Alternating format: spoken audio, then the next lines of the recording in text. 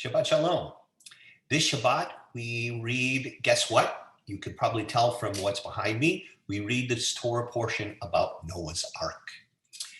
It's a great portion that has so many wonderful things in it.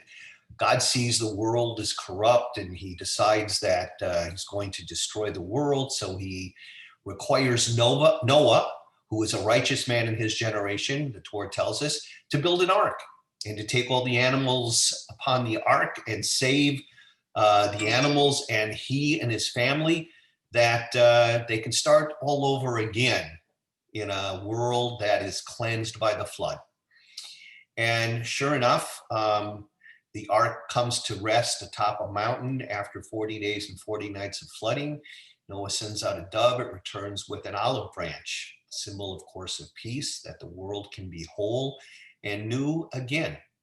And then the portion ends with a wonderful little chapter that speaks about the Tower of Babel, how God confounds the language of all humanity because they're working to find themselves a place up in heaven, to be able to get up to heaven, to be with God. So God confounds their language so they can't build this tower. So what I really like about this portion, I always find it fun when there's something unique in the Torah portion. In this week's portion, there's something unique. In chapter 6, verse 16, the Torah tells us, make a window in the ark. It's part of God's command to Noah in building the ark, make a window in the ark. And in the entire Tanakh, the entire Jewish Bible, this word for window in Hebrew, tzohar, is only found once. That's right here in the portion of Noah. This is extremely unusual. It makes it difficult to provide an accurate description or translation of a word when it only appears once, because it's hard to see it in context in other places. But the general idea is clear, that there needed to be some source of light in the ark. So a window, God commanded a window to be built.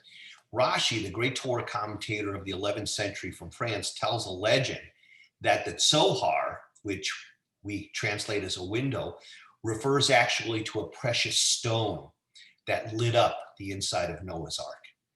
There's a contemporary rabbi, Rabbi A.L. Schonbein, who suggests that the window was placed in the ark so that Noah would be aware of the destruction of the rest of the world and not be able to sit inside protected and safe and not be concerned about what was going on outside.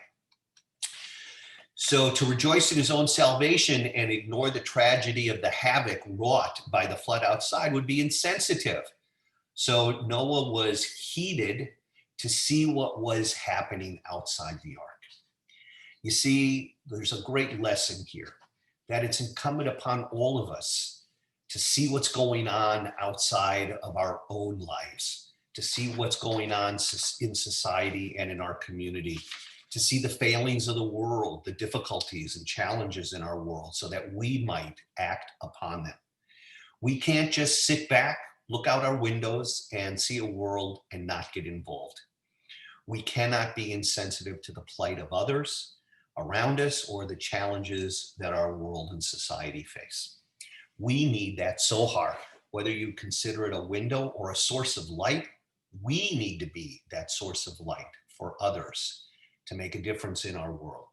So I pray that all of us might take to heart this wonderful teaching about the portion of Noah this week, that each of us has to be able to see what's going on in the world around us and be a source of light to bring repair, to bring healing, to bring improvement to our world. Shabbat Shalom.